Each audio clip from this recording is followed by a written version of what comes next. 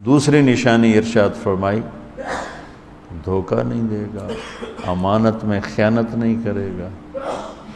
اور تیسری نشانی بتائی فَلْيُحْسِنْ جِوَارَ مَنْ جَاوَرَهُ، کہ وہ اپنے پڑوسی کے ساتھ اچھا سلوک کرے گا، چاہے پڑوسی کیسا ہی کیوں نہ ہو۔ یہ نہیں کہا کہ نیک پڑوسی، مسلمان پڑوسی۔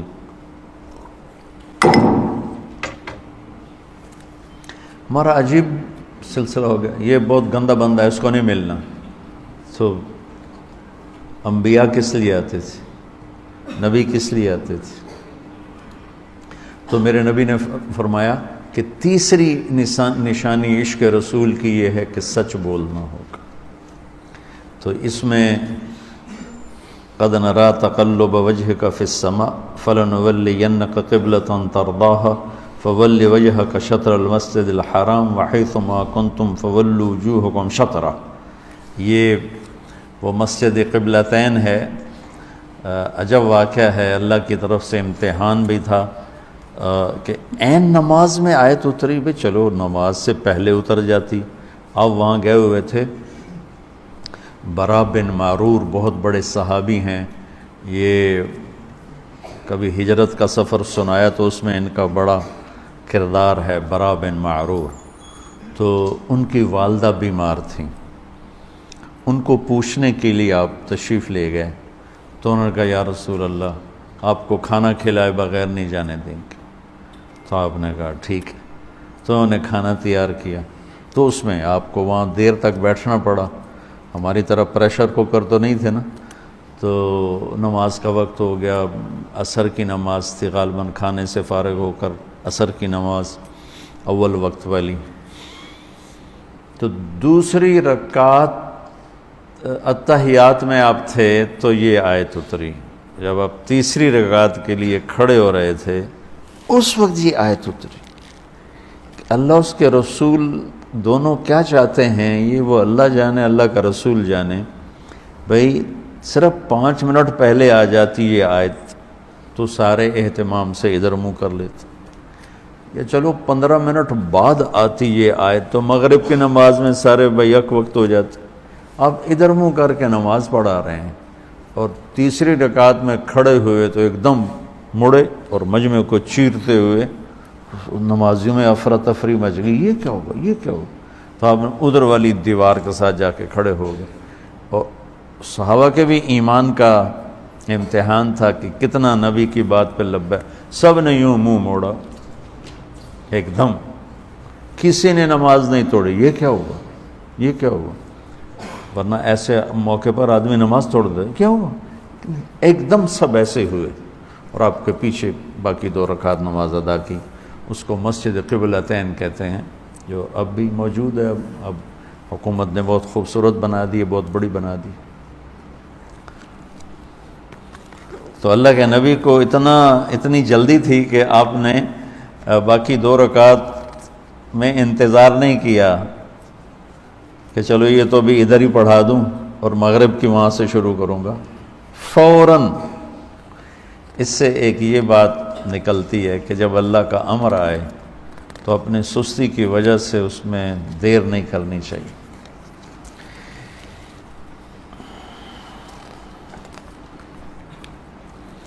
اس کے بعد روزے کی آیات ہیں۔ یا ایھا الذین آمنوا کتب علیکم الصیام کما کتب علی الذین من قبلکم لعلکم تتقون ایاما معدودات۔ تو روزے کو فرض کیا گیا ہے۔ عربی میں صیام بھی مصدر ہے اور صوم بھی مصدر ہے۔ صوم کی جمع صیام بھی آتی ہے، تو صیام جمع میں بھی آتا ہے اور مصدر میں بھی آتا ہے۔ جب صوم ہے، قرآن میں صوم بھی آیا ہے، انی نذرت للرحمن صوما۔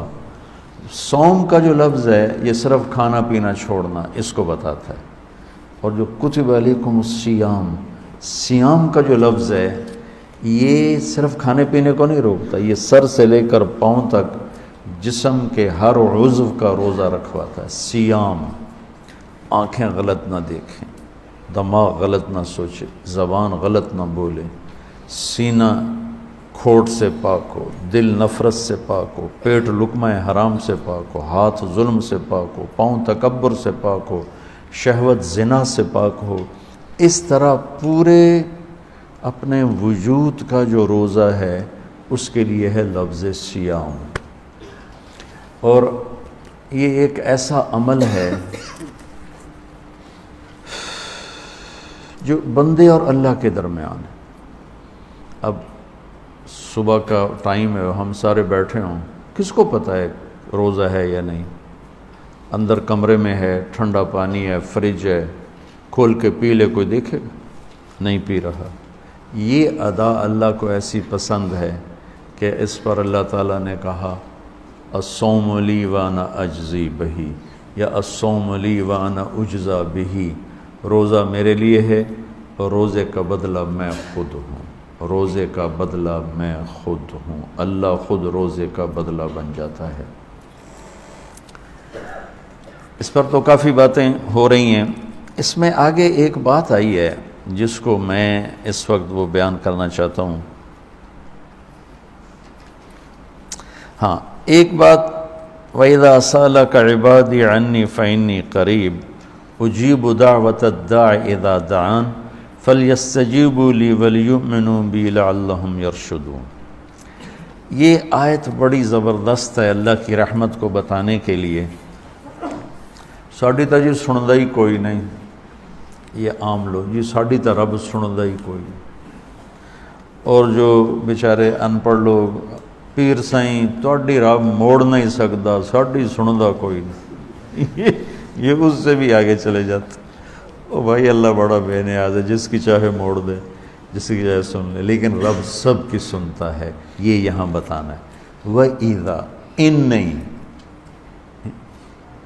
ان شرط ہے اور اذا ظرفیت ہے، تو ان کی بجائے اذا. اذا سے ایک دم اللہ کی رحمت کا دروازہ کھلتا ہوا نظر آتا ہے. اذا سألک، عنی پہلے ہونا چاہیے، عبادی بعد میں ہونا چاہیے. جب میرے بارے میں میرے بندے پوچھیں، اللہ کو صحابہ نے سوال کیا، یسألونک یسألونک یسألونک، کتنا قرآن میں ہے. یسألونک عن المحیض قل هو اذی، یسألونک عن الانفال قل الانفال للہ والرسول، یسألونک عن الاہلہ قل ہی مواقیت للناس، یسألونک عن الیتامی قل اصلاح لہم. جتنے بھی صحابہ نے سوال کیے وہ آئے ہیں یسألونک، یہ آپ سے پوچھتے ہیں. ٹھیک ہو گیا؟ تو یا حبیبی یا محمد، قل، آپ کہیے، یہ جواب ہے. یہ سارے قرآن میں طرز ہے. وہ 14 کے 18 دفعہ یسألونک کا لفظ آیا ہے. صحابہ نے سوال کیا، اللہ کدھر ہے؟ قریب ہے تو مناجات کریں، دور ہے تو زور سے پکاریں. تو اس پر آیت یوں اترنی چاہیے تھی یسألونک عنی، جیسے باقی آ رہا ہے سارے سوالوں کا جو لفظ آیا ہے یسألون، آپ سے پوچھتے ہیں. تو یہاں بھی ہونا چاہیے تھا آپ سے پوچھتے ہیں عنی، میرے بارے میں. قل، تو آپ کہیے ہوا قریب، کہ وہ تمہارے قریب ہے. یہ میری بات سمجھ میں آئی؟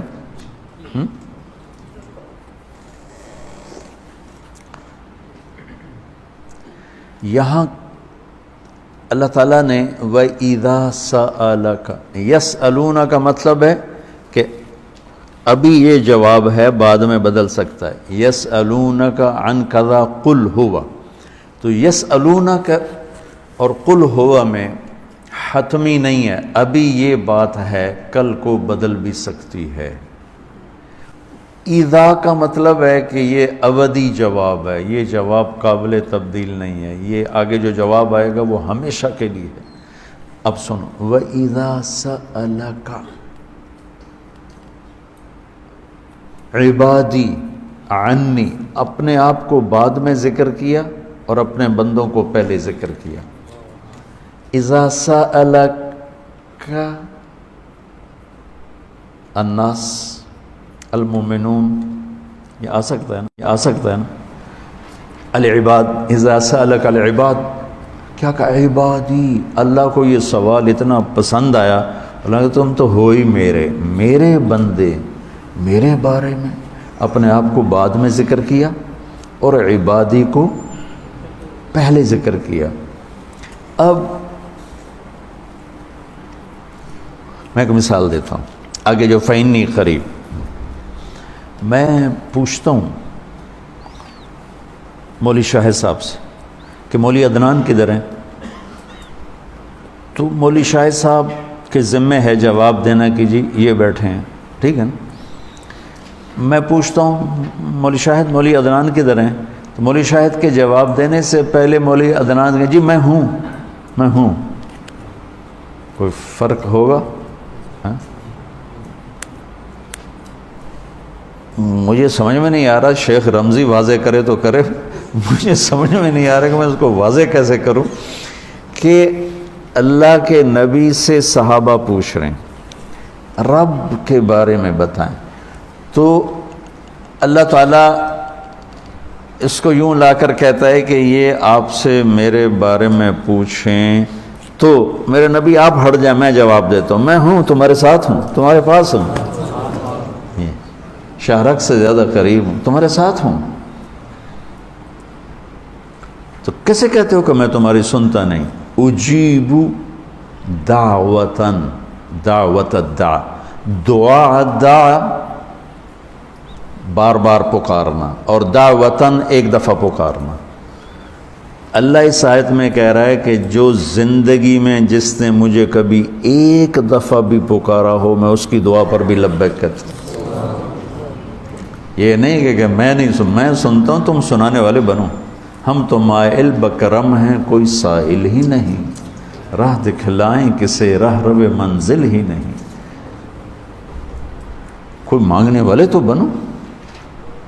اور میں قربان جاؤں، اس نے مانگنے کے لیے تقوی نہیں مانگا. کتنی عجیب بات. اللہ کو پتہ ہے ہر آدمی تو تقوی والا نہیں ہو سکتا، نہیں، اور ہر آدمی علامہ بھی نہیں ہو سکتا، تہجد گزار بھی نہیں ہو سکتا ہے، نمازی بھی نہیں ہو سکتا ہے. ایک کام ہر آدمی کر سکتا، اللہ نے وہ لگا دے. مسلمان ہونا بھی نہیں لگایا. مسلمان ہونا بھی، ہندوؤں کو کوئی اور رب دے گا، ان کو تو اللہ ہی دے گا. تو میں قربان جاؤں، کہتا امن یجیب المضطر اذا دعاہ.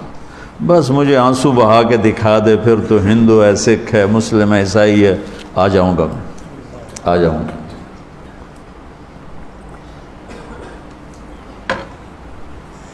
سب کی سنتا. اجیب دعوت الداع، ایک دفعہ بھی جو زندگی میں پکارتا ہے نا، اذا دعان، جب جس وقت اس کی زبان سے یا اللہ نکلے گا میں لبیک کہتا ہوا ہوں. تو اس آیت میں بڑی تسلی اللہ نے دی ہے، بڑی تسلی دی ہے کہ اللہ کو پکارو، اللہ سے، صرف اللہ سے مانگو، صرف اللہ سے مانگو. وَإِذَا سَأَلْتَ فَاسْأَلِ اللَّهِ وَإِذَا اسْتَعَنْتَ فَاسْتَعِنْ بِاللَّهِ. مخلوق سے مت مانگو، پکارنا ہے تو صرف اللہ کو پکارو. اللہ نے خوبصورت مثال دی، ان الذین تدعون من دون اللہ لن یخلقوا ذبابا. اللہ تعالیٰ فرماتا ہے مجھے چھوڑ کر میرے بنائے ہوئے بندوں سے مانگتے ہو، ان سے کہو ایک مکھی بنا کے دکھا دیں. اگر یہ ایک مکھی بنا کے دکھا دیں تو میں نے چھاڑ دے نہ تو کل مانگ لوے. ارے یہ مکھی کی ایک ٹانگ نہیں بنا سکتے، تو تم ان سے کیوں مانگتے ہو؟ ان سے مانگو، اس سے مانگو جس نے انہیں بنایا.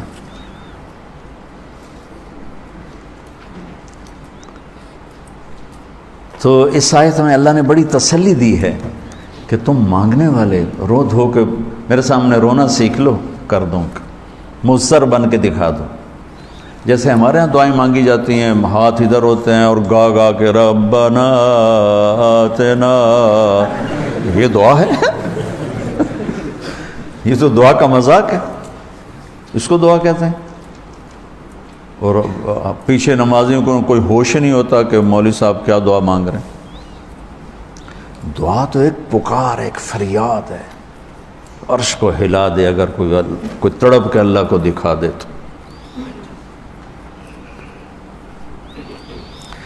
تو اس کے بعد ایک بڑی خوبصورت بات آئی ہے، وہ بتانا چاہتا ہوں۔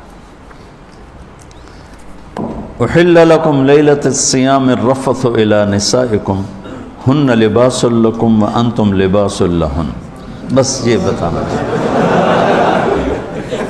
اتنی بڑی خیرتا ہے، اتنی بڑی سبحان اللہ۔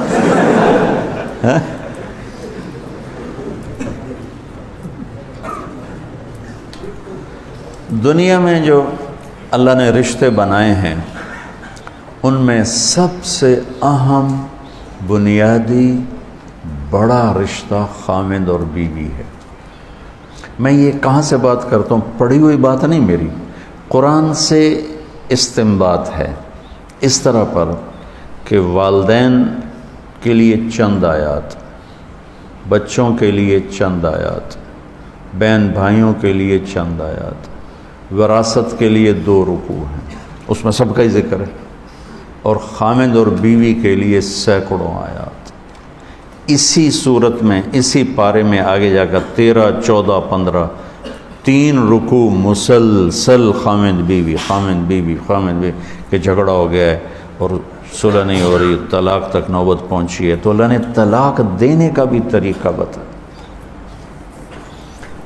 اور خامند اور بیوی کے رشتے کے لیے پوری سورت اللہ تعالیٰ نے اتاری، اور سورت بقرہ کو بھر دیا ہے، سورت آل عمران بھری پڑی ہے، سورت نساء بھری پڑی ہے، سورت مائدہ بھری پڑی ہے، کہ 2 زندگیاں کس طرح خوبصورت انداز میں زندگی مکمل کریں، چونکہ یہ اس رشتے پر آگے نسل قائم ہوتی ہے، نسل وجود میں آتی ہے، تو اس کو سب سے زیادہ اللہ نے کھول کے بیان کیا۔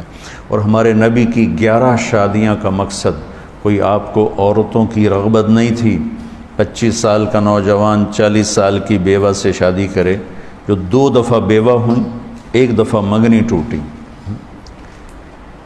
ورقہ بن نوفل سے منگنی ٹوٹی حضرت خدیجہ کی۔ منگنی ٹوٹنا بھی ایک قسم کا کہانی بن جاتی ہے، افسانہ بن جاتا ہے عورت کے لیے، کیوں ٹوٹ گئی۔ ابو حالہ سے شادی ہوئی، 1 بیٹا 1 بیٹی۔ ابن عابد سے شادی ہوئی، 1 بیٹا، ابو حالہ بھی فوت ہو گئے، پھر شادی ہوئی تو ابن عابد وہ بھی فوت ہو گئے، اور حضرت خدیجہ رضی اللہ تعالیٰ عنہ 40 برس کی عورت ہیں اور آپ 25 برس کے نوجوان ہیں، اور آپ ان سے شادی کر کے زندگی کے 25 سال ساتھ گزار دیتے۔ حدیث سنا دیتا ہوں، لمبی بات نہ ہو جائے۔ ما تزوجت وما زوجت الا بوحی من السماء نزل به جبریل۔ لوگوں، میں نے جہاں شادی کی، میں نے جہاں بیٹی کی شادی کی، پہلے جبریل نے آ کے اللہ کا حکم سنایا، پھر میں نے شادی کی۔ تو آپ نے 11 شادیاں کی، اللہ کی قسم کھا کے کہتا ہوں، زندگی سمجھانے کے لیے، کیونکہ نماز پڑھنا تو آسان ہے، 1 لوٹا پانی چاہیے، 10 منٹ چاہیے، تراویح بھی کوئی مشکل مسئلہ نہیں ہے۔ میں نے ابھی 2.5 پارے سن کے آ کے آپ کے پاس بیٹھا، چونکہ میں الگ سنتا ہوں، تو 1.5 گھنٹہ 1.25 گھنٹے میں، 55 منٹ میں، 50 منٹ میں، 1 دفعہ میں نے 10 پارے سنے، 2 دفعہ 10 پارے سنے، تو 5-6 گھنٹے میں فارغ ہو گئے۔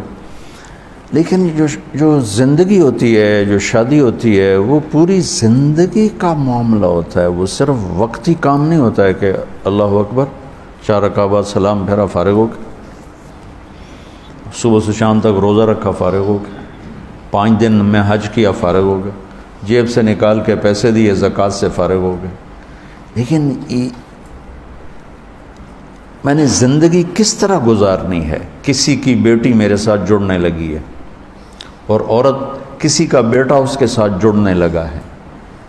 اب یہ لڑکا کسی اور گھر میں ہے، لڑکی کسی اور گھر میں ہے، اس کی اپنی عادات ہیں، اس کی اپنی عادات، یہ دونوں کس طرح چلیں، اس پر قرآن نے سینکڑوں آیات بیان کی۔